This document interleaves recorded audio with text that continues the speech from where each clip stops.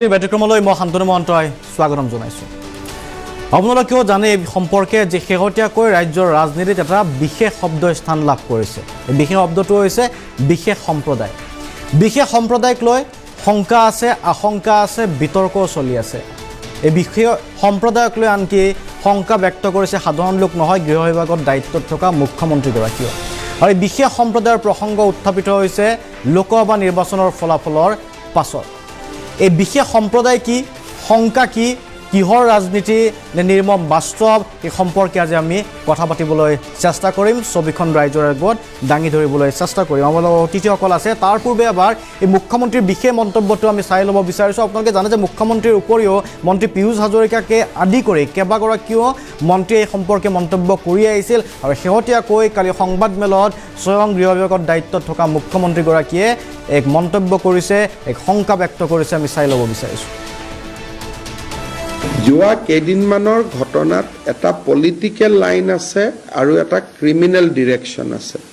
প্ৰথম কথা, অপৰাধীৰ কোনো ধৰ্ম আৰু জাতি নাই, তাত কাৰো কোনো ক'বলগীয়া একো নাই। এইটো নহয় যে এটা বিশেষ সম্প্ৰদায়ৰ মানুহে ধৰ্ষণ কৰে, আন এটা সম্প্ৰদায়ৰ মানুহে ধৰ্ষণ নকৰে, মই সেইটো কথা আমি নকওঁ। কিন্তু এটা কথা আমি দেখা পাইছোঁ যে যোৱা দুমাহত এটা পাৰ্টিকুলাৰ ৰিলিজিয়নৰ সৈতে জড়িত মানুহে আগত যোৱা দুবছৰ নকৰা কিছুমান কাম তেওঁলোকে কৰি আছে। যেনে যোৱা পৰহি দিনাখন আমাৰ হাতত এটা খবৰ আহিলে, গাঁৱৰ মানুহে কমপ্লেইনো দিব পৰা নাই। ধুবুৰীত এখন কোচ ৰাজবংশী গাঁও আছে, সেই গাঁওখন চাৰিওফালৰ পৰা বিশেষ সম্প্ৰদায় এটাই আৱৰি ৰাখে। যোৱা কিছুদিনৰ পৰা সেই গাঁওখনত কোচ ৰাজবংশী গাঁওখনৰ খেলপথাৰখনত গৈ সেই বিশেষ সম্প্ৰদায়ৰ মানুহে শৌচ পেচাব কৰে। সাংবাদিকসকলে ৰিপৰ্টিং কৰা নাই যে ছাৰ আমি যদি ৰিপৰ্টিং কৰোঁ গাঁওখনৰ মানুহ থাকিব নোৱাৰিব আৰু অত্যাচাৰৰ সন্মুখীন হ'ব। অৰ্থাৎ মানুহকেইজনৰ নিৰাপত্তাৰ কথা চিন্তা কৰি সাংবাদিকসকলে জানিও কথাটো ৰিপৰ্ট কৰা নাই। যোৱা পৰহি দিনাখন আৰু তাৰ কেইদিনমান আগৰ পৰা সৰভোগৰ এখন হিন্দু সমাজৰ গাঁও, এখন শ্মশান আছে, চাৰিওফালে এটা বিশেষ সম্প্ৰদায়ৰ লোক আছে। তাত শ্মশানখনৰ গেটখন গাঁৱৰ মানুহে বনায় আৰু তেওঁলোকে আহি ভাঙি দিয়ে। কিয়? শ্মশানখনৰ মাটিখিনি তেওঁলোকক লাহে লাহে লাগে। আজি এটা আপোনালোকে এটা ফেচবুক টুইটাৰত এটা পোষ্ট পাব, মঙলদৈৰ এজন বিশেষ সম্প্ৰদায়ৰ ধৰ্মগুৰু এজনে ধমকি দি আছে যে মই অহা 6 তাৰিখৰ পৰা লখিমপুৰত যাম, পুলিচক মই চাই ল'ম, অমুকক নধৰিলে মই অমুক কৰিম, তমুক কৰিম। যোৱা দুবছৰত এই কথাবিলাক নোহোৱা হৈ গৈছিলে। লোকসভা ইলেকশ্যনৰ পিছত এইবোৰ বাঢ়িছে, কিন্তু ইয়াৰ এটা পলিটিকেল এংগল, এইটো এটা মই পলিটিকেল এংগলত কৈছোঁ। আৰু ক্ৰিমিনেল এংগলৰ পৰা আমি ব্যৱস্থা ল'মেই, কিন্তু পলিটিকেল এংগলৰ পৰা অসমৰ ৰাইজে চিন্তা কৰিব লাগিব যে এটা সামান্য পৰিৱৰ্তনতে তেওঁলোকৰ যিটো সাহস, যিটো নাছিলে, ইমানখিনি সাহস আমি দেখা পাইছোঁ। ডাঙৰ পৰিৱৰ্তনৰ ফালে কেতিয়াবা ৰাজ্যখন গ'লে সাধাৰণ মানুহ যে থাকিব নোৱাৰা হ'ব, এই কথাটো ৰাজনৈতিকভাৱে সচেতন কৰাৰ আমাৰ দায়িত্ব। কিন্তু পুলিচৰ সন্মুখত কালি এনেকুৱাও হ'ব পাৰে যে কোনোবা এজন হিন্দু ল'ৰাও ৰেপত ধৰ্ষণৰ গোচৰত নলবাৰীত পৰিব পাৰে। সেইকাৰণে মই কৈছোঁ অপৰাধীৰ কোনো জাতি ধৰ্ম নাথাকে, কিন্তু ছাডেন যিটো ইনক্ৰিজ, ঢেকীয়াজুলিত বাৰে বাৰে ঘটনা ঘটি আছে, ই আমাৰ কাৰণে এটা চিন্তাৰ বিষয়। কিন্তু উইল ডিল উইথ ডেট। আমি চিন্তা কৰি থাকিলেতো নহ'ব, we have to deal with that. গতিকে মুখ্যমন্ত্ৰীগৰাকীয়ে কি মন্তব্য কৰিছে আপোনালোকে শুনিলে ৰাজনৈতিক প্ৰসংগ উত্থাপন কৰি কৈছে পোনপটীয়াকৈ এইটো ক'ব বিচৰা হৈছে যে যিহেতু লোকসভা নিৰ্বাচনৰ ফলাফল ওলাল কেন্দ্ৰ বা ৰাজ্যৰ ৰাজনীতিটো যোৰহাট নগাঁও ধুবুৰীকে ধৰি যিবোৰ ঠাইত কংগ্ৰেছে ভাল ফলাফল দেখুৱাবলৈ সক্ষম হৈছিল আৰু তাৰ পাছতে বিশেষ সম্প্ৰদায় অৰ্থাৎ মুছলমান সম্প্ৰদায়টোৰ কথা কোৱা হৈছে এই সম্প্ৰদায়ে বা সংখ্যালঘু মুছলমান বা সংখ্যালঘু অধ্যুষিত অঞ্চলসমূহৰ কিছু উদাহৰণ দাঙি ধৰিব বিচৰা হৈছে লগতে পূৰ্ববংগীয় মুছলমানসকলকো উদ্দেশ্য কৰি কোৱা হৈছে বিগত সময়ছোৱাত যি ধৰণে মতামত দি আছে আৰু যিগৰাকী এগৰাকী ধৰ্মীয় নেতাৰ কথা কৈছে এগৰাকী মুফতিৰ কথা কৈছে দলগাঁৱৰ পৰা কালি যি ধৰণে ভাবুকি দিয়া বুলি কৈছিল আৰু তেওঁ কৈছে মুখ্যমন্ত্ৰীগৰাকীয়ে কৈছিল আমি ব্যৱস্থা গ্ৰহণ কৰিম মই জনাব বিচাৰিছোঁ আজি দিনৰ ভাগত কিছুসময় পূৰ্বে সেইগৰাকী ব্যক্তিকো আৰক্ষীয়ে গ্ৰেপ্তাৰ কৰিছে ষ্টুডিঅ'ৰ মজিয়ালৈ আহিব বিচাৰিছোঁ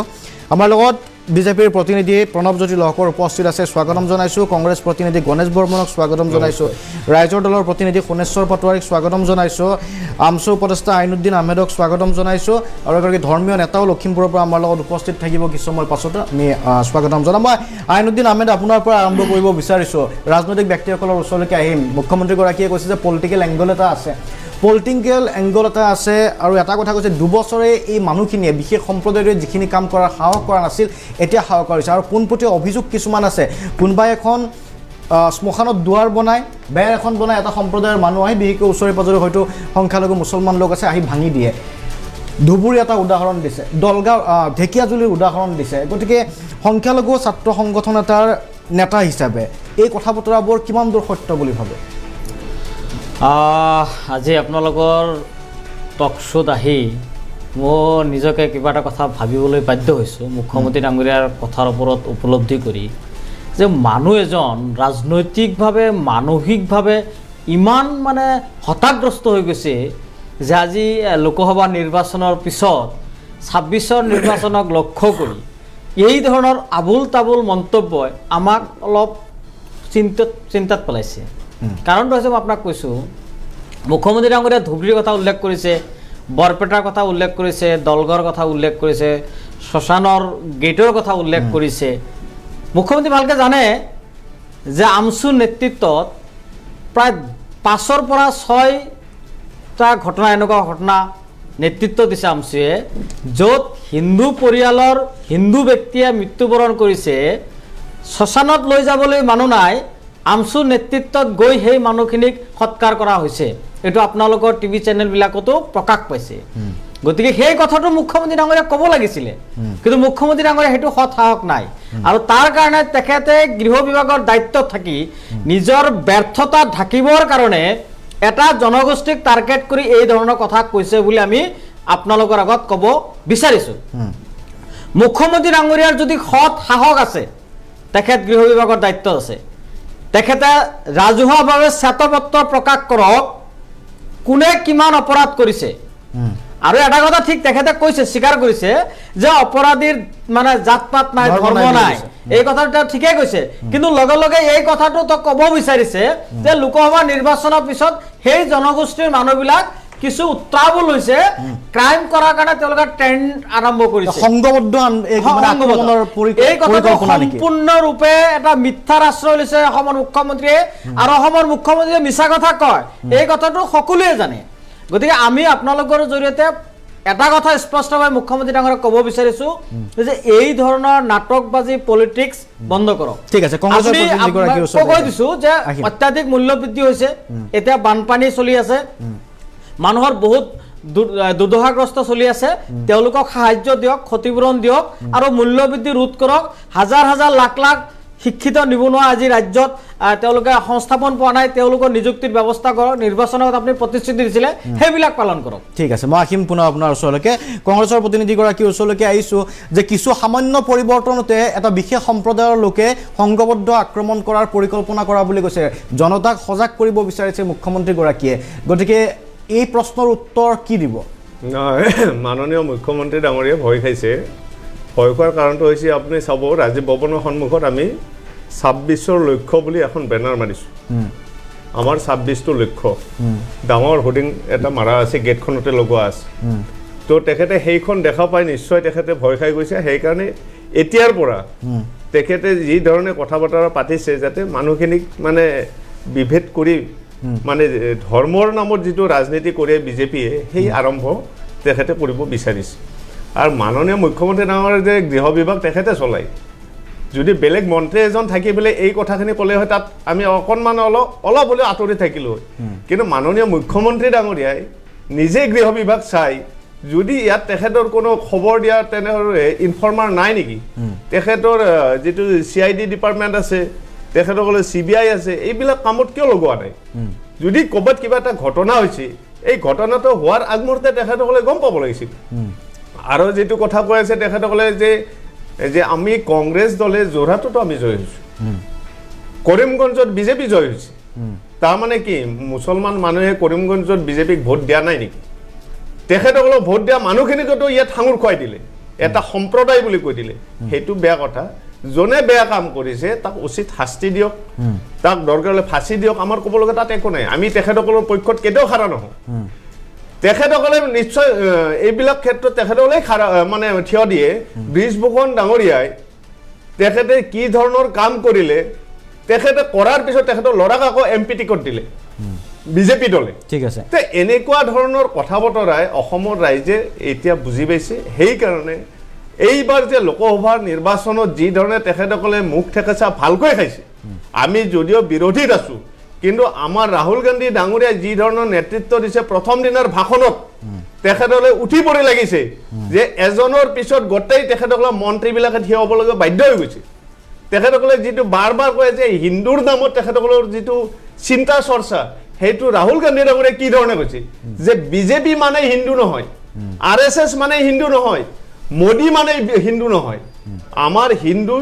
এটা সনাতন ধৰ্মৰ আমি এটা ধৰ্মত এটা আছো সেই সনাতন ধৰ্মই কি কৈছে যে মানুহক হিংসা নকৰিবা মানুহৰ কুট প্ৰবঞ্চনা এইবিলাকৰ পৰা আঁতৰি থাকা কিন্তু এইবিলাক ক্ষেত্ৰত বিজেপি দলে যি ধৰণে কাম কৰিব ধৰিছে সেইটো এটা লজ্জাজনক কথা ঠিক আছে পাটোৱাৰী ডাঙৰীয়া কি ক'ব বিচাৰিব বিৰোধী ঐক্যত আপোনালোকো আছে আৰু শেহতীয়াকৈ ৰাজ্যৰ ৰাজনীতিত যি বিশেষ সম্প্ৰদায়ৰ কথা কোৱা হৈছে আৰু উদাহৰণ হয় ৰাজ্যত কেইটামান অপৰাধমূলক ঘটনা সংঘটিত হৈছে নোকোৱা নহয় আৰু শেহতীয়াকৈ উদাহৰণ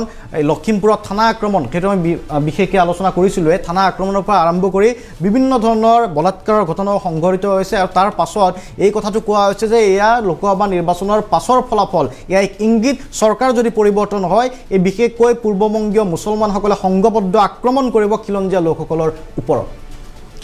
আচ্ছা কালিৰ দিনটোত অসমৰ সামগ্ৰিক পৰিস্থিতি কি আছিল উজনি নামনি সকলোৱে চব কেৱল বানপানী আছিলে মানুহে খাব নাপায় বানপানীৰ শিবিৰত যিবিলাক খাব পোৱা নাই মানুহে অৱস্থা একেবাৰে শোচনীয় হৈ গৈছে 2-3 সাঁজ 4 সাঁজ 3 দিনলৈ খাব পোৱা নাই এনেকুৱা এটা পৰিস্থিতিত মুখ্যমন্ত্ৰী মহোদয়ে বানপানী পীড়িত মানুহসকলক সকাহ দিয়াৰ পৰিৱৰ্তে সাম্প্ৰদায়িক বিবাস্পহে ছটিয়াবলৈ ধৰিছে কিয় তেওঁৰ প্ৰয়োজন আছিল কালিৰ দিনটোত কি এই দিনকেইটাত তেওঁৰ কি কাম আছিল তেওঁৰ প্ৰয়োজন কি আছিল বানপীড়িত মানুহক সকাহ দিয়াৰ তেওঁৰ কৰ্তব্য আছিল তে সেই কৰ্তব্যৰ কথা নকয় সেই কৰ্তব্যৰ কথা তেওঁ অনুভৱ নকৰি কেৱল এক বিশেষ সম্প্ৰদায়ক লক্ষ্য হিচাপে কৰি আকৌ সাম্প্ৰদায়িক ৰাজনীতিৰ আৰম্ভ কৰিছে আমি ৰাইজৰ দলে দুটা দলক দুটা শক্তিক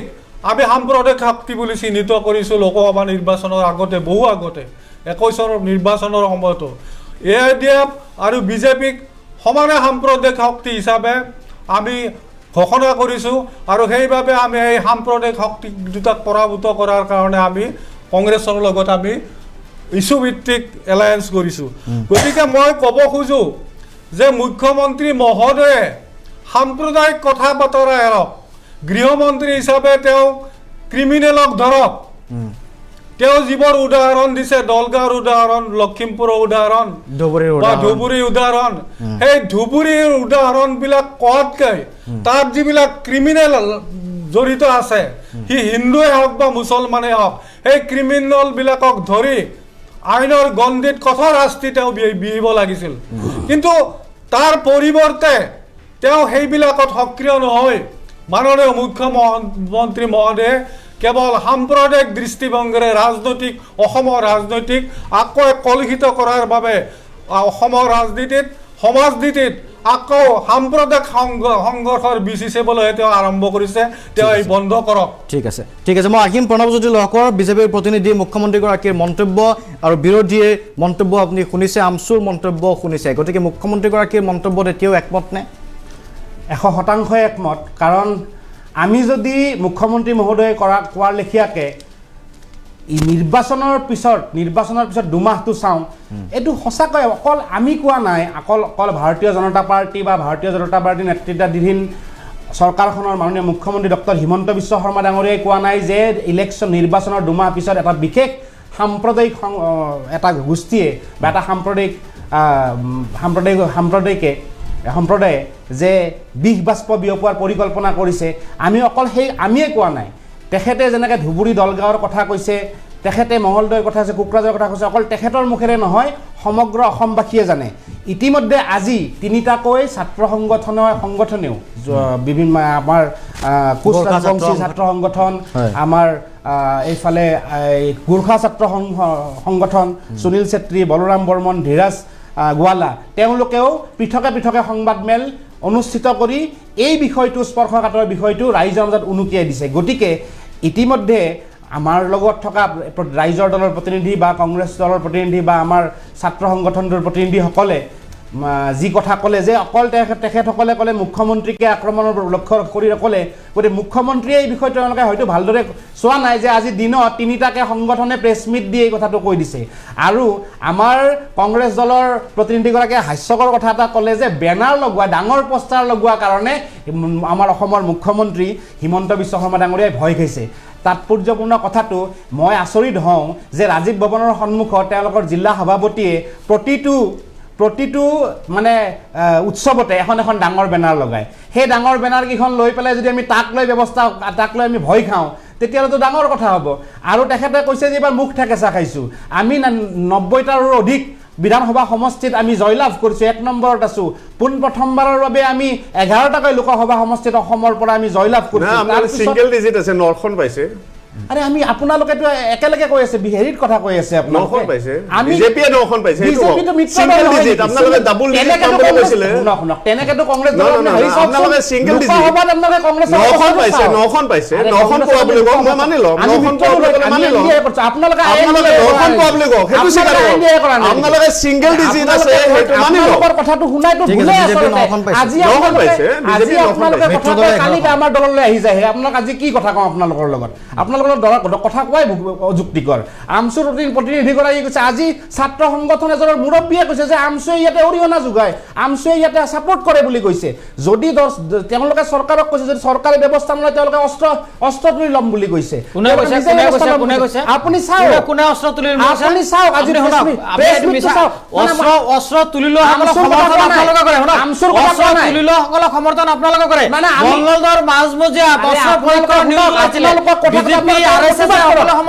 হিমন্ত বিশ্ব শৰ্মাৰ এগেইনষ্টত কৰে আপুনি যিখন চৰকাৰ যেতিয়া আছিলে অস্তিত্ব নাই কি কৈছিলে মুখ্যমন্ত্ৰী হিমন্ত বিশ্ব শৰ্মাই উঠি বুৰি লাগিলে আপোনালোকৰ অস্তিত্ব অস্তিত্ব আজি আপোনালোকে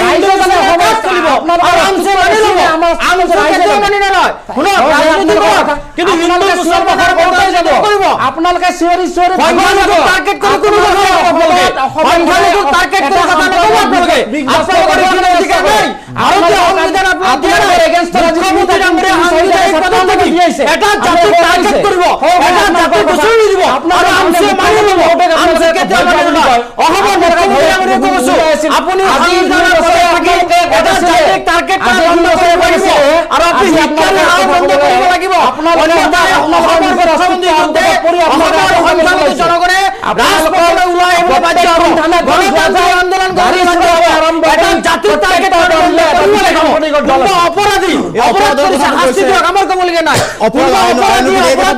যে প্ৰতিখন থানাত যদি যায় তেখেতে ক'ব বিচাৰে প্ৰতিখন থানাত যদি যায় সংখ্যালঘু লোকৰ অপৰাধীৰ কথাটো আছে আপুনি কৈছিল শ্বেতপত্ৰ প্ৰকাশ তাৰ কাৰণে কৈছো মুখ্যমন্ত্ৰী ডাঙৰে শ্বেতপত্ৰ প্ৰকাশ মুখ্যমন্ত্ৰী তাৰ কাৰণে কৰিছে আপোনালোকৰ কথা হলে ৰাতিপুৱা তেতিয়া জাতি ধৰ্মৰ নামত ৰাজনীতি কৰে বিজেপিয়ে আৰু বিজেপিয়ে যদি কি ইছ্যু আছে আজি শুনক আপোনালোকে নিবনুৱা কিমান জাগত আপুনি কওক নিবনুৱা আজি মূল্যবৃদ্ধি ৰোধ কৰিলে আপুনি এটা কাম কৰক কালি গুৱাহাটীৰ আটাইকেইখন থানাত যাওক তাত থকা লিষ্টখন চাওক শ্বেতপত্ৰৰ পিছত অকল গুৱাহাটীত চাওক আপুনি আপোনাৰ এই ষ্টুডিঅ থানাত যাওক থানাত যাওক নিবনুৱা কিমান চাইলে নিবনুৱা থকা মূল্যবৃদ্ধি ৰোধ কৰিলে নাই নাম আছে আপোনালোকে নিজেও জানে জানি কিন্তু এইবিলাক কথা হিন্দু মুছলমানৰ বন্ধ কৰিব লাগিব ঠিক আছে আপোনালোকৰ মুখ্যমন্ত্ৰীগৰাকীয়ে দুটা এংগল এটাতো ক্ৰিমিনেল যোনে অপৰাধ কৰিছে অপৰাধীক শাস্তি বিহিব লাগে আৰু তেওঁ তেখেতে যিটো কথা কৈছে সমান্তৰালভাৱে যে এটা ৰাজনৈতিক এংগল আছে সঁচাকৈ ৰাজনৈতিক এংগল আছে নেকি 26লৈকে এয়া কাৰ ৰাজনীতি প্ৰকৃততে এটা বাণিজ্যিক বিৰতি পুনৰ উভতি আহিম কামত ঘূৰি ফুৰিছো এনে গোটেই পৃথিৱীখন ঘূৰি ফুৰা নাই আপোনাৰ হিচাপ আছে অত পহলা পাৰিম তত পহলা পাৰিম ইবাতি চাহজুতি সিবাতি চাহজুতি তেনেকে কথা নকবি হে তই গৈ পেলাই খা কেঁচুৱাটো গাখীৰ খোৱা চলে শুই থাকিলে ধুবাং কথা নকবা মই কবলৈ গ'লে মানে লেও নিজে অত তাপৰজুতি তত চাহজুতি কথা কবলৈ আহিছে যামে আৰু তোক মা ঘৰ পৰা কেলে আনিছিলো এতিয়া মই বুঢ়া বয়সত বাচন ধুই পেলাই ভাত আনি তোক খুৱাব লাগে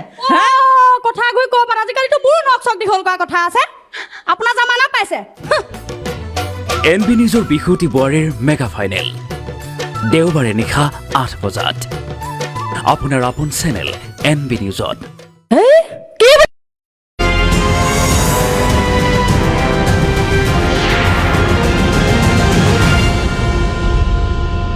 উভতি আহিছোঁ অনুষ্ঠানৰ পৰৱৰ্তী অংশত আমি কথা পাতি আছোঁ শেহতীয়া ৰাজ্যৰ ৰাজনীতিৰ যি বিশেষ সম্প্ৰদায়ক লৈ প্ৰশ্ন উত্থাপিত হৈছে স্বয়ং গৃহ বিভাগৰ দায়িত্বত থকা মুখ্যমন্ত্ৰীগৰাকীয়েও শংকা ব্যক্ত কৰিছে মই এবাৰ যাব বিচাৰিছোঁ এগৰাকী ধৰ্মীয় নেতা উপস্থিত আছে লখিমপুৰত আমাৰ লগত মোষ্টাফা কামাল আজহাৰী ডাঙৰীয়া আজি আজহাৰী ডাঙৰীয়াকক কিছু সময় পূৰ্বে আমি খবৰ পোৱা মতে লখিমপুৰ আৰক্ষীয়ে মাতি নিছিল তাৰ বিপৰীতে আন এগৰাকী মুফতি টেলিভিছনৰ স্ক্ৰীণত যদি সম্ভৱ হয় দেখিব কালিৰ পৰা সংবাদ মাধ্যমৰ ছ'চিয়েল মিডিয়া যোগে সামাজিক মাধ্যম যোগে ভাবুকি দি আছিলে তেখেতে যে লখিমপুৰলৈকে গৈ থানাত আক্ৰমণ চলাব এক সংঘবদ্ধ আক্ৰমণৰ কথা সেই উদাহৰণেই মুখ্যমন্ত্ৰীগৰাকীয়ে দিছিলে আজি সেইগৰাকী ব্যক্তিক গ্ৰেপ্তাৰ কৰা হৈছে মই আনগৰাকী ব্যক্তি মোষ্টাফা কামাল আজহাৰী আপোনাৰ ওচৰলৈকে আহিব বিচাৰিছোঁ এই যিটো ভাবুকি এগৰাকী মুফতিয়ে ভাবুকি দিলে তাৰ পাছত গ্ৰেপ্তাৰ কৰিবলগীয়া আছে লখিমপুৰ থানাত আক্ৰমণৰ দৰে ঘটনাৰ কথা কৈছিল লখিমপুৰৰ পৰাই আপুনিও বিভিন্ন সময়ত বিভিন্ন মতামত আগবঢ়াই আহিছিলে আপুনি ঈদৰ সময়তো হয়তো কুৰবানীক লৈ কৰা মন্তব্যৰ পাছত আপোনাৰ ওপৰতো বহু কথা কৈছিল এই যিটো এতিয়া মুখ্যমন্ত্ৰীগৰাকীৰ মন্তব্য এটা দিছে যে এটা বিশেষ সম্প্ৰদায়ে সংঘবদ্ধ আক্ৰমণৰ টাৰ্গেট কৰি লৈছে আপুনি কি ভাবে হয় সৰ্বপ্ৰথমে সকলোকে নমস্কাৰ জনাইছোঁ আৰু যিটো কথা আপুনি কৈছে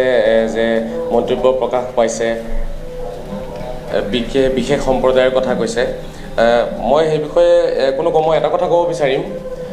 চাওক মুকিবুৰ ৰহমানৰ বিষয়টো ক'ব বিচাৰিম মুকিবুৰ ৰহমানৰ লগতে যিসকল মোল্লা আছে তেওঁৰ লগত জড়িত হৈ আছে আৰু তেওঁলোকে এটা ষড়যন্ত্ৰ ৰচনা কৰিছে মোৰ বিপক্ষে আৰু কাৰণটো এইটোৱে কাৰণটো হৈছে মই অনুভৱ কৰি আছোঁ চাওক মই ৰাজনৈতিক দিশত কথা নকওঁ সেইটো মোৰ বিষয়ো নহয় মই যিহেতু ধৰ্মীয় লাইনত কথাখিনি ক'ম আৰু মই লক্ষ্য কৰিছোঁ আমাৰ ভাৰতবৰ্ষত বিশেষকৈ দেখা যায় যে কিছু বিষয়ক লৈ পেলাই সদায় সংঘৰ্ষ হৈছে দুটা কমিউনিটি হিন্দু মুছলমানৰ মাজত দেখা যায় কাজিয়া হয় গতিকে মই ভাবিছিলোঁ যে এই কাজিয়াৰ কিবা নহয় কিবা এটা সমাধান উলিয়াব লাগে যাতে আমাৰ মৰম চেনেহ বাঢ়ে সেইকাৰণে মই ঈদৰ আগে মন্তব্য দিছিলোঁ যে মুছলমান সমাজে গৰু কুৰবানী যাতে নকৰে গৰু কুৰবানী ইছলাম হিচাপে ইছলামৰ মুছলিম সংবিধান হিচাপে কোৰাণ সংবিধান হিচাপে সেইটো নিষিদ্ধ হয় একেবাৰে হাৰাম হয় পাপ হয় এটা মহাপাপ গতিকে মই ৰাইজক আহ্বান জনাইছিলোঁ যে আপোনালোকে ছাগলী কুৰবানী কৰকচোন ছাগলী কুৰবানী কৰিলে তেনে ক্ষেত্ৰত নিশ্চিত ৰূপে আমি সকলোকে লৈ পেলাই ঈদৰ দিনাখন একেলগে এসাঁজ ভাত খাব পাৰিম এটা মিলা প্ৰীতিৰ ভাৱ বাঢ়িব আৰু যিহেতু মই ফেচবুক লাইভ আহোঁ আৰু বহু সনাতনীসকলে মোক এই আপত্তি জনাইছে তেওঁলোকে যে আজহাৰী চাহাব আপুনি এজন শিক্ষিত ব্যক্তি হয় আপুনি বাহিৰত পঢ়া শুনা কৰিছে গতিকে আপুনি আহ্বান জনাওক সেই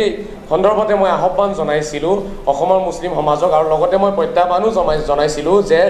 গৰু কুৰবানী কৰিব লাগিব বুলি ইছলাম ধৰ্মত ক'ৰবাত আছে বুলি কোনোবাই যদি প্ৰমাণ কৰিব পাৰে তেতিয়াহ'লে মই মুকলিয়াকৈ ক্ষমা খুজি মোক ফাঁচি দিয়ক, মোক ওলমাই দিয়ক, ইনকাউণ্টাৰ কৰক, মই গ্ৰহণ কৰিম। কিন্তু যদি কোনোবাই প্ৰমাণ কৰিব নোৱাৰে তেন্তে যোৱা বিগত 50-100 বছৰৰ পৰা যিটো বিতৰ্ক ভাৰতবৰ্ষত হৈছে গৰু কুৰবানীক লৈ, আৰু য'ত আমি লজ্জিত হৈছোঁ, আজি মুছলমান হিচাপে নিজকে লাজ লাগে মুছলমান ক'বলৈ বহু ক্ষেত্ৰত, কাৰণ আমি এনেকুৱা এটা ধৰ্মৰ লগত জড়িত হৈছোঁ, এনেকুৱা এখন সমাজৰ লগত বিলং কৰোঁ যিখন সমাজে অন্য ধৰ্মৰ আৱেগক সন্মান নকৰে, কাৰোবাৰ ধৰ্মীয় শ্ৰদ্ধাক সন্মান নকৰে, ধৰ্মীয় ৰীতি নীতিক সন্মান নকৰে। সেইটোৱে বুজা গৈছে। এতিয়া বহুতে ক'ব নহয় গৰু আমি কাটি খাওঁ যিহেতু ভাৰতীয় সংবিধানে আমাক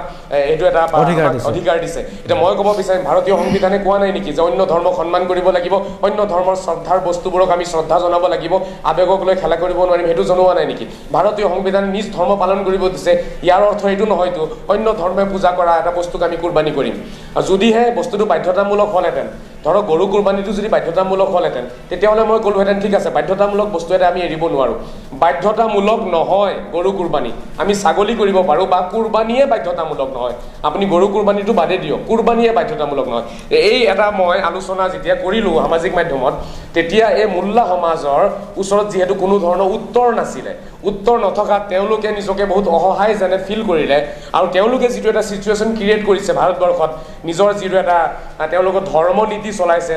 নিজৰ বিজনেছ বনাইছে, তেওঁলোকৰ বিজনেছ এটা ধ্বংস হৈ যাব। উত্তৰ দিব নোৱাৰিলে জনসাধাৰণৰ প্ৰশ্নৰ সন্মুখীন হ'ব এই মোল্লাসকল। এই মোল্লাসকলে এতিয়া উপায়হীন হৈ পেলাই তেওঁলোকে ষড়যন্ত্ৰ ৰচনা কৰি মুকিবুৰ ৰহমান নামৰ এই মোল্লাজনক তেওঁলোকে তলে তলে চাগে ফোন যোগে তেওঁলোকে আলোচনা কৰিছে। তেওঁৰ ফোন কল ৰেকৰ্ডবিলাক চেক কৰিলে ওলাই যাব গোটেইখিনি। তেখেতক চাগে উচতনি দি পেলাই এই কথাটো কৈ দিছে যে তই লখিমপুৰলৈ যা, গৈ পেলাই লখিমপুৰ পুলিচ থানাটো ঘেৰাও কৰ, তাতে এটা উত্তপ্ত পৰিৱেশ সৃষ্টি কৰি দে, তেতিয়াও বাধ্য হৈ পেলাই পুলিচ প্ৰশাসনে মুস্তাফা কামালক এৰেষ্ট কৰিব। মই এতিয়াও ক'ম, মই এতিয়া লখিমপুৰ থানাৰ পৰাই আহি আছোঁ, তাতে আমাৰ OC ছাৰে আৰু আমাৰ বাইদেউ আছিলে, SP বাইদেউ মাতিছিলে, এডিশ্যনেল SP আছিলে, মাতি পেলাই মোক সুধিছে, মই কথাখিনি কৈছোঁ। মই লগতে এতিয়া আপোনালোকৰ মাধ্যমেৰে ক'ব বিচাৰিম যদিহে মোৰ ভুল হৈছে কিবা তেতিয়াতো মই ফাঁচীত লটকাই দিলেও মই গ্ৰহণ কৰিম, কিন্তু তাৰ আগত মই বিচাৰিম অসমৰ মোল্লা সমাজে মোৰ লগত তৰ্ক কৰি পেলাই প্ৰমাণ কৰক, অসমৰ মোল্লা হওক, ভাৰতবৰ্ষৰ যিকোনো অঞ্চলৰ মোল্লা হওক, ইণ্টাৰনেশ্যনেল কোনোবা হওক, আহি পেলাই প্ৰমাণ কৰক ইছলাম ধৰ্মত গৰু কুৰবানী বাধ্যতামূলক হয়। গৰু কুৰবানী নকৰিলে আমাৰ ধৰ্ম নষ্ট হৈ যাব, বা বেলেগে পূজা কৰা বস্তু কুৰবানী কৰিবই লাগিব, লাগিলে বেলেগে কষ্টই নাপাওক কিয়, লাগিলে বেলেগে আঘাতে নাপাওক কিয়, তথাপিও আমি গৰু কুৰবানী কৰিবই লাগিব। এই কথাষাৰ যদি কোনোবাই প্ৰমাণ কৰিব পাৰে তাৰপিছত অসম চৰকাৰে, অসম পুলিচে মোক ফাঁচি দিলেও মই গ্ৰহণ কৰিম। কিন্তু যদি প্ৰমাণ কৰিব নোৱাৰে তেতিয়াহ'লে এই মোল্লা ঠিক আছে বুজিছোঁ। আজাৰী ডাঙৰীয়া মই আহিম আপোনাৰ ওচৰলৈকে, আজাৰী ডাঙৰীয়াৰ ওচৰলৈকে আহিম মই। সেই সম্পৰ্কে আইনুদ্দিন আহমেদ আপোনাৰ ওচৰলৈকে আহিব বিচাৰিছোঁ। এই আজাৰী ডাঙৰীয়াই যিখিনি কথা কৈছে আৰু যিগৰাকী মুফতিৰ কথা কৈছে আজি আৰক্ষীয়ে গ্ৰেপ্তাৰ কৰিছে, সেই প্ৰসংগটোৱে আকৌ মুখ্যমন্ত্ৰীগৰাকীয়েও কালি সংবাদ মাধ্যমত কৈছিল, যিটো সংঘবদ্ধ আক্ৰমণৰ কথা কৈছে সেই আক্ৰমণটোৰ উদাহৰণটো সেইটোও আছিলে, যিটো আজাৰী ডাঙৰীয়াই কৈ আছে যে তেখেতে কুৰবানী সম্পৰ্কে মতামত দিছিল সামাজিক মাধ্যমত, তাৰ পাছতে দলগাঁৱৰ পৰা লখিমপুৰলৈকে গৈ থানা ঘেৰাও কৰা ধৰণৰ কাৰ্যসূচীৰ কথা এটা ঘোষণা কৰিছিল। গতিকে ক'ৰবাত নহয় ক'ৰবাত, কোনোবাই নহয় কোনোবাই অলপ পৰিৱেশটো বেয়া কৰি থকা নাইনে? মই আপোনাক এই কথাটো স্পষ্ট কৰিব বিচাৰিছোঁ যে অসমৰ মুখ্যমন্ত্ৰী গৃহ বিভাগৰ দায়িত্বত আছে, ভাৰতৰ সংবিধান আছে আৰু সংবিধান মতে তাৰ পানিছমেণ্টৰ ব্যৱস্থা আছে। যদি কোনোবা সাংবিধানিকভাৱে অপৰাধ কৰিছে তেওঁলোকৰ বিৰুদ্ধে কঠোৰৰ পৰা কঠোৰতম ব্যৱস্থা কৰক, আইনী সুৰঙা নথকাকৈ ব্যৱস্থা কৰক, আমি সম্পূৰ্ণ সহমত আছোঁ আৰু সহযোগ কৰিম। কিন্তু ধৰ্মৰ নামত আৱেগ সৃষ্টি কৰি যিসকলে বিতৰ্ক সৃষ্টি কৰিব তেওঁলোকৰ লগত আমি কোনো পধ্যেই নাই। আৰু সেয়া মুস্তাফা কামাল আজাহাৰীয়ে হওক আৰু মুফতি মকিবুৰ ৰহমানে হওক আৰু অসমৰ মাননীয় মুখ্যমন্ত্ৰী ডক্টৰ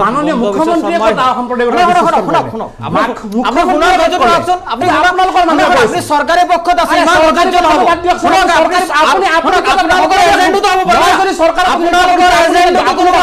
বিজেপি দলত যে বহুত মুছলমান আছে, বিজেপি দলত যে বহুত মুছলমান আছে,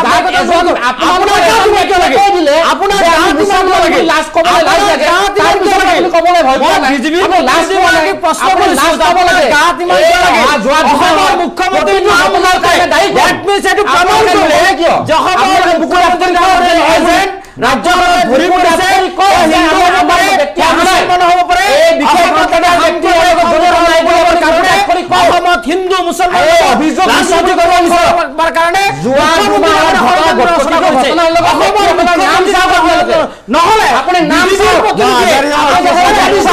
বিজেপিৰ প্ৰতিনিধি আমাৰ কথা ক'ব আপুনি নাম চাওক বিজেপিৰ প্ৰতিনিধি আমাৰ নাম চাওক অসমৰ মুখ্যমন্ত্ৰী নাম ল'ব লাগে আমাৰ অধিকাৰ আছে অসমৰ মুখ্যমন্ত্ৰী দায়িত্বত আছে সকলোৰে ৰেকৰ্ড আছে আজি মুস্তফা কামাল আজহাৰী হওক চাওক কোনজন মুখ্যমন্ত্ৰী হওক ব্যক্তিয়ে ক'লে যে মুছলমান বুলি ক'বলৈ আমাৰ লাজ লাগে মুস্তফা কামাল আজহাৰী লাজ লাগিব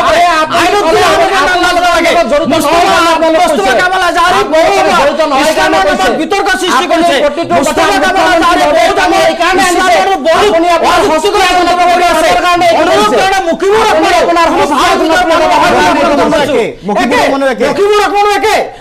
কামাল আজহাৰী একে ইছলামৰ নামত ধৰ্মৰ নামত যখন বিতৰ্ক সৃষ্টি কৰে তেওঁলোকক আমি সমৰ্থন কৰিব নোৱাৰো আজহাৰীৰ ওচৰলৈকে মই আহিম পৰৱৰ্তী সময়ত মই কংগ্ৰেছৰ প্ৰতিনিধিৰ ওচৰলৈকে আহিছোঁ চমুকৈ কংগ্ৰেছৰ প্ৰতিনিধিগৰাকীৰ পৰা জানিব বিচাৰিছোঁ এই চাওক এই যিটো পৰিৱেশৰ কথা কৈছে আজি দলগাঁৱত মকিবুৰ ৰহমান নামৰ ব্যক্তিগৰাকী মুখ্যমন্ত্ৰীগৰাকী চাওক মই এইবাবেই সুধিছোঁ ঘটনাবোৰ যেতিয়া ঘটি থাকে সেই ঘটনাবোৰৰ ওপৰত মন্তব্য দি আছে গতিকে এগৰাকী ব্যক্তিয়ে ঈদৰ সময়ত কুৰবানী সম্পৰ্কে কথা ক'লে আন এগৰাকীয়ে দলগাঁৱৰ পৰা তাৰপিছত কৈছে মই থানা ঘেৰাও কৰিব যাম এই যিটো পৰিৱেশ এই পৰিৱেশটো কোনোবা এজেণ্ট হিচাপে কৰি থাকে নে এই ধৰণৰ ঘটনাক অপৰাধ হিচাপে কংগ্ৰেছে গণ্য কৰে নাই চাওক এই পৰিৱেশটো একচুৱেলি হ'বই নালাগিছিল হ'ব এইকাৰণে নালাগিছিল হৈছে বুলি এইকাৰণে কৈছে হ'ব এইকাৰণে ৰিজাল্ট ভাল হৈছে কংগ্ৰেছৰ কোনোবাই অপৰাধ কৰিছে তাক কৰায়ত্ব কৰক এৰেষ্ট কৰক জেলত দিয়ক তাক শাস্তি দিয়ক জামালাটো শেষ তাত কোনোবাই যদি অপৰাধ কৰিছে তাক কৰায়ত্ব কৰক তাক উচিত শাস্তি দিয়ক তাক যদি সেইখিনি কাম নকৰি প্ৰেছত যদি প্ৰেছ মিট দি পেলাই এই কথা বতৰাবিলাক আজি বানপানীৰ সময়ত মানুহে বানপানীত কক বকাই থকাৰ সময়ত য'ত বানপানীত ৰিলিফ পোৱা নাই মানুহে সেইখিনি কথা নকয় এই কথাবিলাক যদি আনি মানুহৰ মাজত এই টিভিৰ মাজত যদি এইবিলাক যদি এটা মানে সৃষ্টি এটা কৰি থাকে এইবিলাকৰ মাজত মানে খুব বেয়া কথা আৰু মানে বানপানীৰ সময়ত ৰিলিফ নাই পোৱা বুলি আপুনি কেনেকৈ ক'লে দাদা নাই ৰিলিফ পোৱা নাই বহুত পোৱা নাই আমাৰ মানুহ আমি ঘূৰি আছো বানপানী আপোনালোকে অলপ ঘূৰক ক'ত পোৱা নাই গম পাব আৰে আপোনালোকে ৰিলিফ এইবাৰ এটাই কথা যাওক আপুনি যিখন এটাই ভাবিছে লক্ষীপুৰত যাওক মথাউৰি এটাই ভাবিছে বানপানীৰ মথাউৰি বনাওঁতে 4 মাহ লাগিছিল আজিকালি 15 দিনত এটা খবৰ ৰাখিব আৰে মথাউৰি কেইটা ভাঙিছে এইটো খবৰ ৰাখক নদীৰ পানী কিমান মথাউৰি ভাঙি আছে সেইখিনি খবৰ ৰাখক এটা ভাঙিছে আপুনি খবৰ দিয়ক কেইটা ভাঙিছে খবৰ ৰাখক মোৰ তাত খবৰ আছে এটা ভাঙিছে কেনেকৈ এটা ভাঙিব অসমৰ মেক্সিমাম মথাউৰি আপোনালোকৰ আপুনি নাম কওক তিনিটা মথাউৰিৰ নাম কওক তিনিটা মথাউৰিৰ নাম কওক ভাঙিছে দৰঙত ভাঙিছে বৰবাদ ভাঙিছে কলেমৰ ভাঙিছে মথাউৰি কেইটা ভাঙিছে পোৱা নাই বিজেপিৰ প্ৰতিনিধি আৰে আপোনালোকে কেনেকৈ আৰম্ভ কৰিছে আপোনালোকে বিচাৰিছো আপোনালোকে মই এইবাৰ এটা মথাউৰি ভাঙিছে আপুনি ডাটা দিয়ক আজমল ডাঙৰীয়াৰ মথাউৰিৰ পিছত আপোনালোকৰ ডাটা নাই আপোনালোকে নাজানে হৈছে এইবাৰ বানপানীৰ মানে ইছুটো ডাইভাৰ্ট কৰিবলৈ কাৰণে কৈছে যেতিয়া নিজৰ গাত চেকা কৰিছে গাত কৰিছে দাগ আঁতৰাবৰ কাৰণে যি কিছু কৰিছে আপোনালোকে বানপানীৰ সমস্যা হৈছে তাক শাস্তি দিব আমি তাক সমাধান কৰিছো বানপানীৰ সমস্যা সমাধান কৰিছে আৰে শুনা বানপানীৰ সমস্যা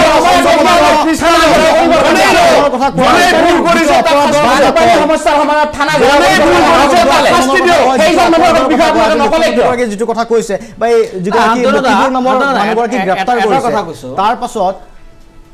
তাৰ পাছত এই কথা বতৰাবোৰ যেতিয়া 26ৰ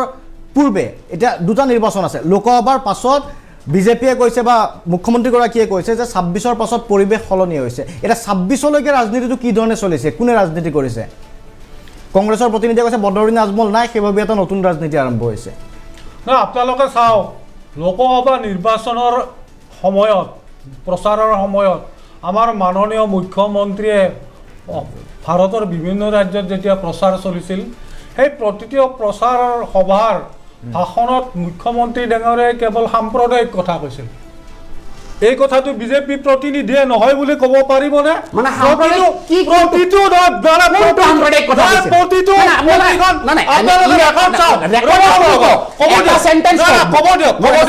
প্ৰতিখন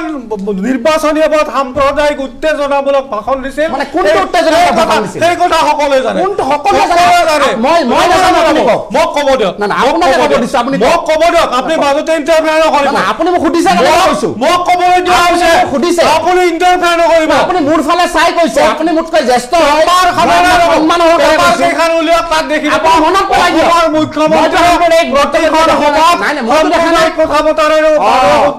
আমি আমাৰ জাতিটো ভাল পাওঁ বুলি ক'লে আমি বেয়া হৈ যাওঁ। আমি আমাৰ ধৰ্মটোক বেয়া পাওঁ, ভাল পাওঁ বুলি ক'লে বেয়া হৈ যাওঁ। আৰু উপ নিৰ্বাচন ৰাহুল গান্ধীয়ে যেতিয়া মুখ্যমন্ত্ৰী ৰাহুল গান্ধীয়ে যেতিয়া সদনত হিন্দু তেতিয়া আপোনালোক বেয়া নহয়। ৰাহুল গান্ধীয়ে কৈছে, শুনক ৰাহুল গান্ধী সদনত কি কৈছে? বিভাগত ৭,০০০ DSB আছে। পুলিচ বিভাগত ৭,০০০ DSB এই DSB ৭,০০০ থকাৰ পাছত মুখ্যমন্ত্ৰীয়ে কিয় নাজানে যে এখন গেট ভাঙিছে, তাত থানা আক্ৰমণকাৰী বুলি উদ্যোগী মুখ্যমন্ত্ৰী জানাৰ ব্যৱস্থা লৈছে, ৰাইজক জনাইছে। গেটখন ভাঙি দিয়াৰ পাছত তেওঁ ক'লে, কিন্তু আপোনাৰ ঘৰত চুৰ হ'ব বুলি আপুনি আগতে গম পায় নেকি? আপোনাৰ ঘৰত চুৰ হ'ব বুলি আপুনি আগতে গম পায় নেকি? এই কথাটো কওক। ৭,০০০ DSB পাৰ্চনেল ক'ত গ'ল? কিয় জনাব পৰা নাই? তাৰমানে তেওঁ গেট ভঙাত তেওঁ ব্যৰ্থ, তেওঁৰ পুলিচ আপোনালোকে ব্যৰ্থ বুলি ক'লে নহ'ব নহয়। আগলৈকে এইটো নাছিলে। ব্যৰ্থ, তেওঁ পদত্যাগ কৰিব লাগে। কথাটো হ'ল যিমান যি অসমত হৈছে মুখ্যমন্ত্ৰীক জাপি দিব লাগে। কাৰণ আপোনালোকৰ লক্ষ্যটো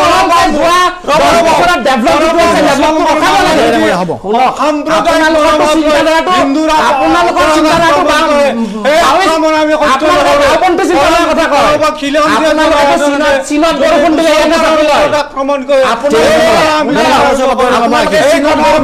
চাপি লয়। আপোনালোকৰ চিন্তাধাৰা কথা আপোনালোকে ৰাজ্য চলাবৰ কাৰণে জিকাই দেখাওক। ৰাজ্য চলাব জিকি দেখাওক। আপোনালোকেতো মানুহক ৰাজপথত জ্বলাই দিলে। আপোনালোকৰ নেতা ৰাজপথত জ্বলাই দিয়া হ'ব। সাম্প্ৰদায়িক কথা হৈ গ'ল।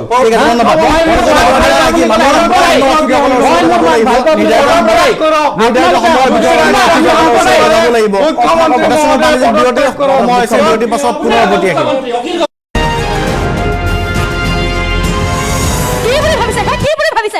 কামত ঘূৰি ফুৰিছো, এনে গোটেই পৃথিৱীখন ঘূৰি ফুৰা নাই। আপোনাৰ নিচিনা পাইছে অ'ত পহলা পাৰিম ত'ত পহলা পাৰিম, ইবাতি চাহৰ জুতি সিবাতি চাহৰ জুতি। তেনেকে কথা নকবি হে। তই গৈ পেলাই কেঁচুৱাটো গাখীৰখন চলে শুই থাকিলে ধুবাং কথা নকবা। মই ক'বলৈ গ'লে মানে লেও নিজে অ'ত তাপৰ জুতি ত'ত চাহৰ জুতি কথা ক'বলৈ আহিছে। যামে আৰু তোক মাৰ ঘৰ পৰা কেলে আনিছিলো? এতিয়া মই বুঢ়া বয়সত বাচন ধুই পেলাই ভাত ৰান্ধি তোক খুৱাব লাগে। কথা গৈ ক'ব পাৰে। আজিকালিতো মোৰ নখ চখ দীঘল কৰা কথা আছে। আপোনাৰ জামানা পাইছে। NB নিউজৰ বিহুতি বোৱাৰীৰ মেগা ফাইনেল দেওবাৰে নিশা ৮ বজাত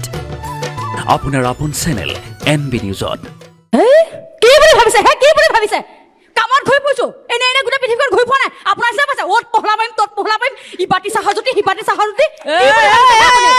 তেনেকে কথা নকবি হে। তই গৈ পেলাই কেঁচুৱাটো গাখীৰখন চলে শুই থাকিলে ধুবাং কথা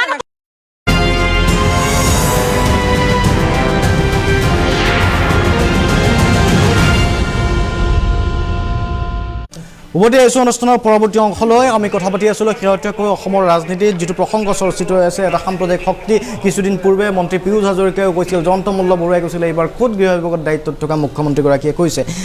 প্ৰণৱজ্যোতি লহকৰ আপোনাৰ ওচৰলৈকে আহিছোঁ। চমুক এই সম্পৰ্কে আলোচনা চলিছে, তাৰপিছত মই এবাৰ লখিমপুৰলৈকে যাব লাগিব। চমুকৈ কওক, আপুনি কি উত্তৰ দিব বিচাৰিব বিৰোধী?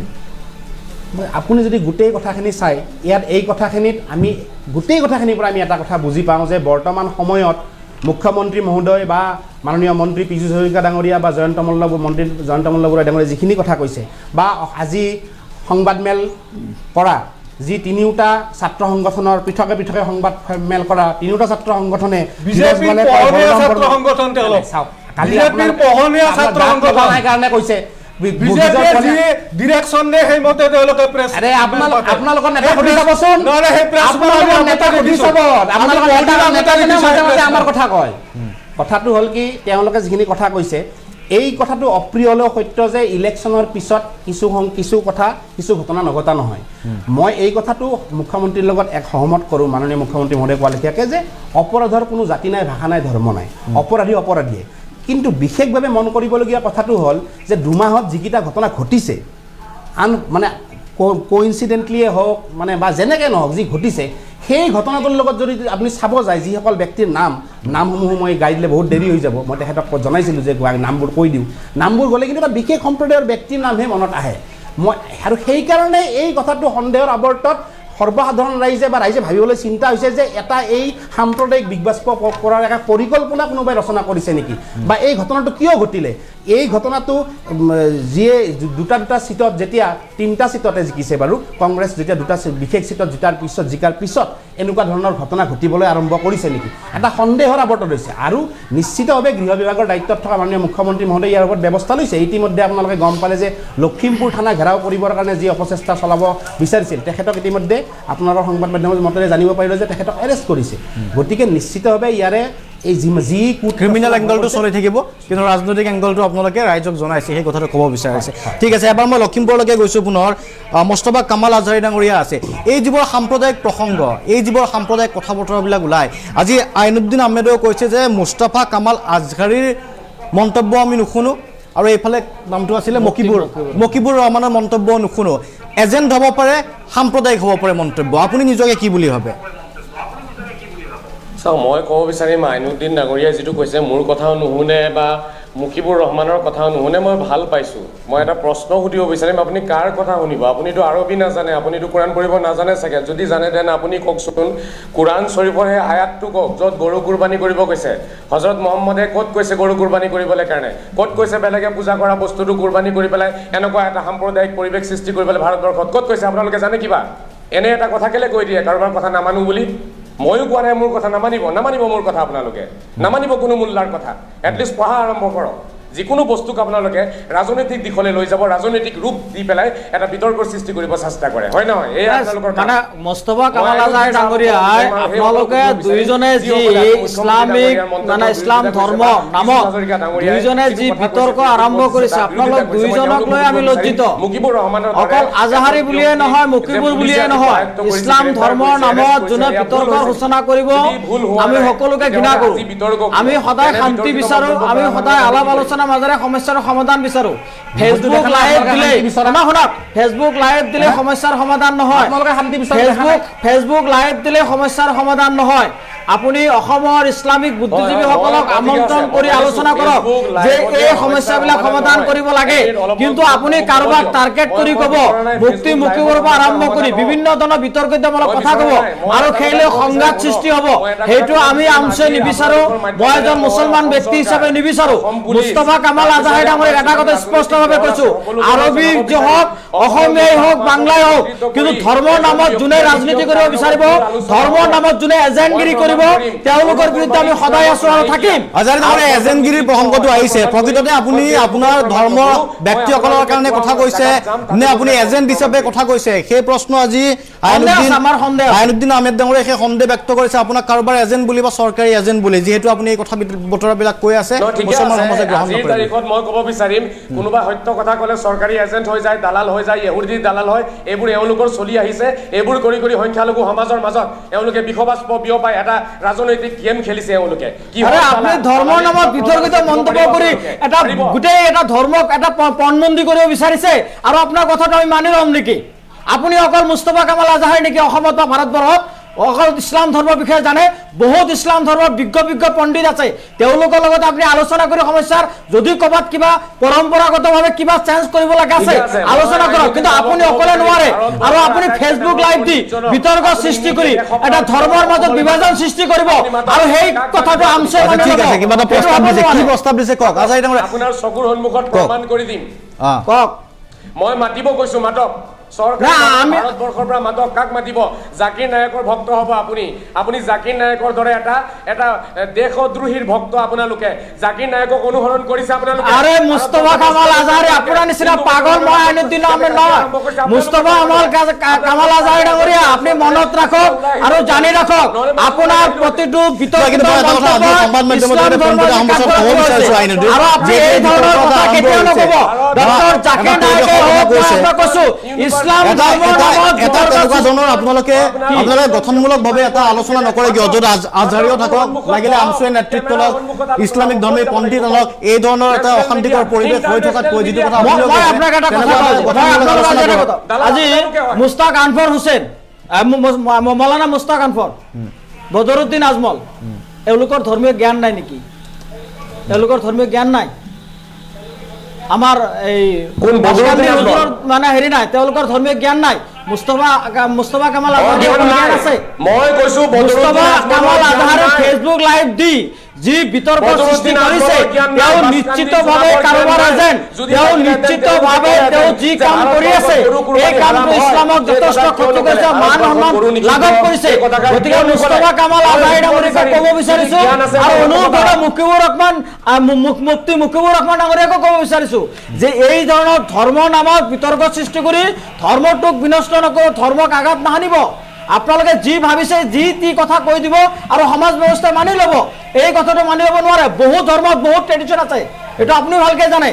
বহু ধৰ্মৰ বহু ট্ৰেডিশ্যন আছে, সেই ট্ৰেডিশ্যনবিলাক কোনো ভংগ কৰা নাই। আৰু ইছলাম ধৰ্মটো যদি ক'বাত নহয় ক'বাত এই ট্ৰেডিশ্যনটো আৰম্ভ হৈছে, এই ট্ৰেডিশ্যনটো আপুনি এদিনতে ভংগ কৰিব নোৱাৰে। আৰু সেই ধৰণৰ কথাবিলাক কৈ আপুনি ধৰ্মৰ মাজত বিভাজন আৰু বিভেদ সৃষ্টি নকৰিব। আপোনাকো আহ্বান জনাইছো, আপুনি যদি ধৰ্মীয় পণ্ডিত হয় সকলো ধৰ্মক আহ্বান জনাই আপুনি বৈঠক কৰক। আমি ধৰ্মীয় পণ্ডিত সংঘাত সৃষ্টি কৰা মই কৰিছো নে আপোনালোকে কৰিছে? আপুনি এটা কথা কওক, আপুনি গৰু কুৰবানী কৰাৰ ছাপৰ্টত আছে নে তাৰ বিৰুদ্ধে আছে? আপুনি মই কিয় গৰু কুৰবানী নকৰিম? মই কিয় গৰু কুৰবানী নকৰিম? আপুনি কোন? মই কিয় গৰু কুৰবানী নকৰিম? মোৰ এইটো পৰম্পৰাগত, মই খাই আহিছো। আপুনি কোনে কথা দিয়াৰ কাৰণে? আপুনি মুস্তাক আপুনি আজহাৰী কোন হয়? আপুনি কোন আজহাৰী হয়? ইছলাম মোৰ খাদ্য মই খাব বিকাৰ মানা কৰিব, বাকী ধৰ্মত কোনোবাই কি খাদ্য খায় মই কিয় মানা কৰিম? মই কিয় মানা কৰিম? কাৰোবাৰ ট্ৰেডিশ্যন আপুনি ভংগ কৰাৰ অধিকাৰ, আপুনি লাল চাহ খায় নে গাখীৰ চাহ খায় এইটো আপোনাৰ অধিকাৰ, মই কি খাওঁটো মোৰ অধিকাৰ। আপুনি কোন হয়? ঠিক আছে, আপুনি কোন হয়? কুৰবানী সম্পৰ্কে যি ধৰণৰ পৰিৱেশ এতিয়া সৃষ্টি হৈ আছে, সেয়া লাগিলে মকিবুৰ আহমেদে হওক, মকিবুৰে যি ধৰণৰ কথা মকিবুৰ ৰহমানে যি ধৰণৰ কথা কৈছিল যে মই ইয়াৰ পৰা গৈ থানা ঘেৰা কৰি, আমি সেই প্ৰসংগৰ ওপৰতে মন্তব্য কৰিছিলো যে যি ধৰণৰ বিৰোধ কৰিছে, আমছুৱে সেই কথাটো বিৰোধ কৰিছে বুলি ইতিমধ্যে কৈছে আৰু তেওঁক গ্ৰেপ্তাৰ কৰা হৈছে। আজহাৰী মোক এটা কথা কওক, লগতে এই কথাটো আপুনি ভাবে নেকি, মুখ্যমন্ত্ৰীগৰাকীয়ে কোৱা এই কথাটোকো স্বীকাৰ কৰে নেকি যে এটা বিশেষ সম্প্ৰদায়ে এতিয়া সংঘবদ্ধভাৱে আক্ৰমণ কৰিব লৈছে নিৰ্বাচনৰ ফলাফলৰ পাছত? আপুনি এই কথাটো বিশ্বাস কৰে নেকি?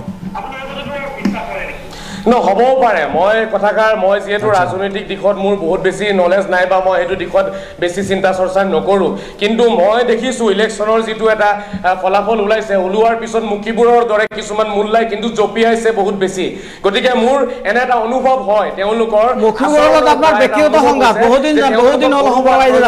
তেওঁলোকে তলে তলে কিবা এটা ছাপৰ্ট পাইছে চাগে অন্য দল সংগঠনৰ পৰা, তেনেকুৱা হ'ব পাৰে। আচ্ছা, ঠিক আছে। কংগ্ৰেছৰ প্ৰতিনিধিগৰাকী ওচৰলৈ এগৰাকী ব্যক্তিয়ে কৈ আছে, শুনিছে, ধৰ্মীয় নেতা এগৰাকীয়ে কৈছে যিটো মুখ্যমন্ত্ৰীৰ আহ্বান এই কথাটো হ'ব পাৰে বুলি তেখেতে কৈছে যে কাৰোবাৰ দল সংগঠনৰ ছাপৰ্ট পাইছে। এনেকুৱা ধৰণৰ সংখ্যালঘুৰ প্ৰতি এনেকুৱা উচুটোৱা কাম ৰাজনৈতিক দলে কৰিছে জানো? এতিয়া তেখেতসকলে যিটো মানে মুছলমানৰ লগত মুছলমানে লাগিছে, এইটোত মই মুছলমানৰ লগত মুস্তফা কামাল আজহাৰী কোনো মুছলমান সংঘাত নহয়, কাৰণ এইটো ভুল মেছেজটো দিয়া ঠিক নহয়। তাৰমানে ৰাজনৈতিক স্বাৰ্থ নাথাকিলে ৰাইজৰ দলে ইয়াতে ইনভলভ নকৰে, নহয় মানৱীয়তাৰ কোনো গুণ নাই। না না, মানৱীয়তা কোনটো? আমি ৰাইজৰ দল, কংগ্ৰেছ দলৰ ৰাজনৈতিক স্বাৰ্থ নাথাকিলে নোসোমায়। তাৰমানে ৰাজনৈতিক স্বাৰ্থ নোহোৱাৰ কাৰণে দেশ ৰখাবলৈ যাওঁ, ৰাজ্যৰ আগলৈ যাওঁ। অসমৰ লগত কি সম্পৰ্ক আছে?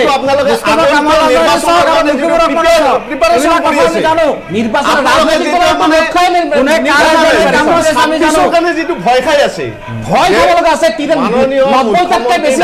সমষ্টিত 1 নম্বৰ হোৱাৰ পিছত আৰু ভয় খাব লগা আছে। শুনি লওক, মাননীয় মুখ্যমন্ত্ৰী ডাঙৰীয়াই আজি কেইদিনমানৰ পৰা তেখেতে বাৰ বাৰ কৈ আছে যে কংগ্ৰেছ দলক যে মুছলমান সম্প্ৰদায়ৰ মানুহে আগতে ভোট দি উপচাই দিছিল, এইবাৰো দিছে। তেখেতে যি দল কৈছে এটা কথা কৈছে, ধুবুৰী উদাহৰণ বাৰে বাৰে দিয়া হয় যে ভদৰুদ্দিন আজমলে লক্ষাধিক ভোটত লগতে কৰিমগঞ্জত যে বিজেপি দলৰ জয় হ'ল, তাত মুছলমান ভোট দিয়া নাছিল নেকি? এইখিনি তেখেতসকলে ওলাই দিব পাৰিব নেকি যে অকল তাতে হিন্দুৱে তেখেতসকলক ভোট দি জয় কৰায় বুলি? তেনেকুৱা নহয়। এই যে চাওক, এই মানুহজন চাওক, এইজন মানুহটো মুছলমান মানুহ, আজাহাৰ ডাঙৰীয়াটো মুছলমান মানুহ। তেখেতেতো আজি তেখেতসকলকে পক্ষত মানে কথা পাতি আছে যে এই ধৰণৰ এনেকুৱা ধৰণৰ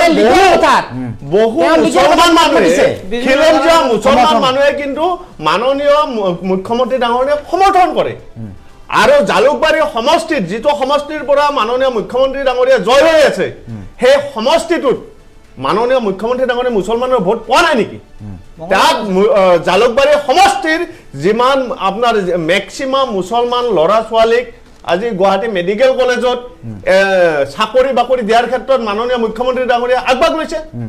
তেখেতসকলে ভোট দি বাৰ বাৰ জয় কৰাই আছে। এই কথা বতৰাবিলাকে জালুকবাৰী সমষ্টিত যিবিলাক মানুহে বিজেপিক ভোট দিছিল, তেখেতসকলে মনত আঘাত দিয়া নাই নাজানো।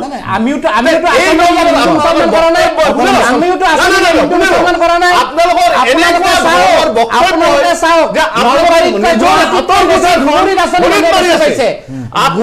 কথা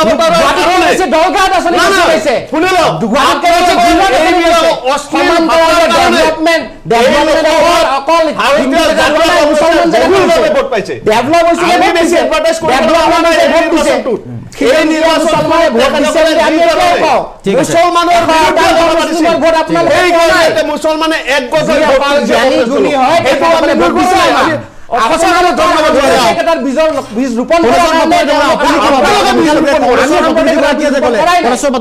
কংগ্ৰেছৰ প্ৰতিনিধিগৰাকীয়ে ক'লে যে একগোটৈ মুছলমানে কিয় কংগ্ৰেছক ভোট দিছিল, তেখেতে এটা উদাহৰণ দিছে। ৰকিবুল হুছেইনৰ প্ৰসংগটোৰে যদি চাই বা আমি যদি নগাঁৱৰ প্ৰসংগ চাওঁ, কৰিমগঞ্জৰ কথাটো এটা সুকীয়া বেলেগ কথা এটা কৈছে তেখেতে। কিন্তু তেখেতে এটা কথা ক'ব বিচাৰে যে সংঘবদ্ধভাৱে বিজেপিক নস্তাত কৰি কংগ্ৰেছক ভোট দিছে। কিয় সংঘবদ্ধভাৱে মুছলমানে কংগ্ৰেছক ভোট দিছে বুলি আপুনি ভাবে, বিৰোধীক দিছে বুলি? ইয়াত সংঘবদ্ধ বুলি প্ৰশ্নটো আহিব নোৱাৰে। কংগ্ৰেছৰ প্ৰতিনিধিগৰাকীয়ে কৈছে প্ৰশ্নটো আহিব নোৱাৰে। যিসকল মুছলমান ভাইয়ে কংগ্ৰেছক ভোট দিছে, তেওঁলোকে বিজেপিৰ অপশাসনৰ কাৰণে ভোট দিছে। বিজেপিৰ কাম কাজত ভাল পোৱা নাই, বিজেপিৰ সাম্প্ৰদায়িক ৰাজনীতিক ভাল পোৱা নাই, সেইকাৰণে কংগ্ৰেছ বা ইণ্ডিয়া এলায়েন্সৰ দলসমূহক ভোট দিছে। যদি কংগ্ৰেছক ভোট দিলেহেঁতেন অকল, তেনেহ'লে উত্তৰ প্ৰদেশত সমাজবাদী দলক মুছলমানসকলে কিয় ভোট দিছে? সেই উত্তৰটো দিয়ক মোক। অন্যান্য ৰাজ্যত মুছলমানে কিয় অন্যান্য দলক ভোট দিছে? কংগ্ৰেছক বাদ দিয়েতো অন্য দলক বিৰোধী বুলি বিকল্প হিচাপে ভোট দিছে। গতিকে এই ক্ষেত্ৰত মুছলমান বা হিন্দু বুলি কোনো কথা আহিব নোৱাৰে। এই কথা কেৱল বাৰে বাৰে বিজেপি আনে তেওঁলোকৰ ৰাজনৈতিক স্বাৰ্থত। আমি এইটো ৰাজ্যৰ দলে এইটো নিশ্চিতভাৱে ক'ব পাৰোঁ যে বিজেপি আৰু AIDF অসমত সাম্প্ৰদায়িক একে সাম্প্ৰদায়িক শক্তি, আৰু বাৰে বাৰে যেতিয়া ৰাজনৈতিক স্বাৰ্থত ব্যৱহাৰ কৰিবলগীয়া হয়, তেওঁলোকে সাম্প্ৰদায়িক বিয়পি ধৰিছে, বিয়াবলৈ চেষ্টা কৰিছে। আজি যেনেদৰে মুখ্যমন্ত্ৰীয়ে বিয়পাইছে আৰু কেইদিনমান আগতে পীযুষ হাজৰিকাই বিয়াইছে। গতিকে এই এটা শংকাৰ কথা কৈছে যে ভয় খাব শংকাৰ কথা ক'ব পাৰে। শংকাটোৰ কথা কৈ তেওঁ ৰিমেডি বিচাৰিব লাগে। এই ৰিমেডি যদি মুখ্যমন্ত্ৰীয়ে বিচাৰে, আজি মুখ্যমন্ত্ৰীয়ে কওক যিবোৰ স্পৰ্শকাতৰ অঞ্চল অসমৰ, তাত এটা সৰ্বদলীয় প্ৰতিনিধি তেওঁ লৈ যাওক। আমি ৰাইজৰ দলে যাম তেওঁৰ লগত, যে তাত সাম্প্ৰদায়িক যিবোৰ বিষবাস্প ছটিয়াইছে দুষ্কৃতিকাৰীয়ে, তাত যাতে সাম্প্ৰদায়িক মানে বিষয়টো নোহোৱা হয়, সকলোৱে ভালভাৱে থাকে, হিন্দু মুছলমান তাত এটা সৰ্বদলীয় প্ৰতিনিধি দল তেওঁ মুখ্যমন্ত্ৰীয়ে লওক ৰাইজৰ দলৰ আমি তেওঁৰ লগত যাম কিন্তু তাৰ পৰিৱৰ্তে এই অংকবোৰ কৰি পেলাই কাৰণ এই ইংগিতটো দিছে সৰু পৰিৱৰ্তনতে এনেকুৱা ডাঙৰ পৰিৱৰ্তন হলে কি হ'ব এইটো এটা ভাবুকি একবাৰ এইটো ভাবুকি আপোনালোকৰ কৰিব নালাগে সৰ্বদলীয় মুখ্যমন্ত্ৰী এনেকুৱা বিক্ষিপ্ত ঘটনা দুই এটা ঘটনা ঘটিছে আপোনালোকৰ সকলো দলৰ প্ৰতিনিধি অলপ বিয়া পাব নোৱাৰে কোনেও কথা কওক মুখ্যমন্ত্ৰী এটা সৰ্বদলীয় প্ৰতিনিধি নিয়ক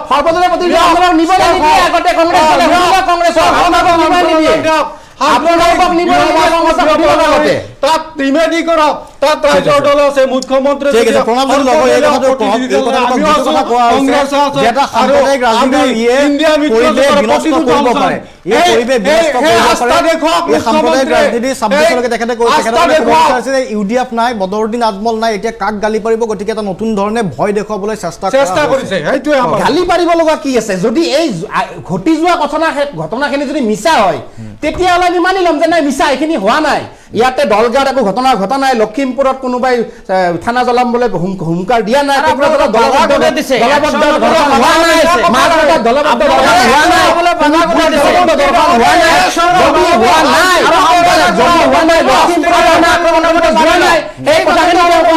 তেওঁ কৈছে অপৰাধীৰ জাতি ধৰ্ম ভাষা নাই প্ৰথমতে কৈছে যে অপৰাধীৰ কোনো জাতি ভাষা ধৰ্ম নাই তাৰ পিছত বিশেষ সম্প্ৰদায়ৰ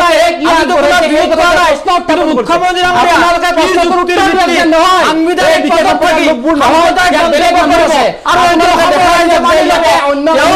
নিৰ্বাচনৰ পিছত তেওঁৰ দলৰ ভোটৰ সংখ্যা কমি গৈছে হিন্দু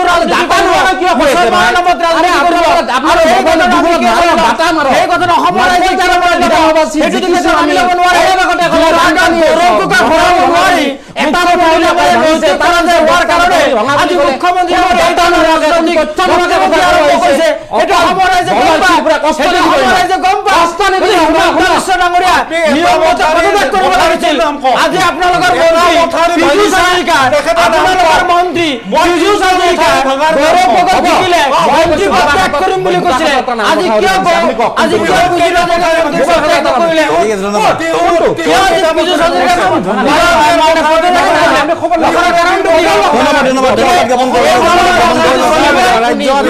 পৰিস্থিতি আৰু তাৰ মাজতে এটা বিশেষ সম্প্ৰদায় সম্পৰ্কে গৃহ বিভাগৰ দায়িত্বত থকা মুখ্যমন্ত্ৰীগৰাকীয়ে যি মন্তব্য কৰিছিল সেই মন্তব্যৰ পাছত আচলতে যিটো ৰাজনৈতিক প্ৰসংগত ৰাজনৈতিক এংগল জড়িত হৈ আছে বুলি কৈছিল সেই বিষয়টো চৰ্চাৰ বিষয় কাৰণ সন্মুখত নিৰ্বাচন আহি আছে 2026 নিৰ্বাচনলৈকে এতিয়া নিৰ্বাচনী ৰণনীতি কি হ'ব তাক লৈ চৰ্চা চলি আছে আৰু তাৰ মাজতে বিশেষ সম্প্ৰদায়ৰ প্ৰসংগত শেহতীয়া যি ৰাজ্যৰ ৰাজনীতি সেই ৰাজনীতি কোন দিশে গতি কৰে সেয়া সময়ত লক্ষণীয় হ'ব আজিৰ ব্যতিক্ৰমৰ পৰা শান্তনু মহন্তে বিদায় লৈছোঁ ধন্যবাদ।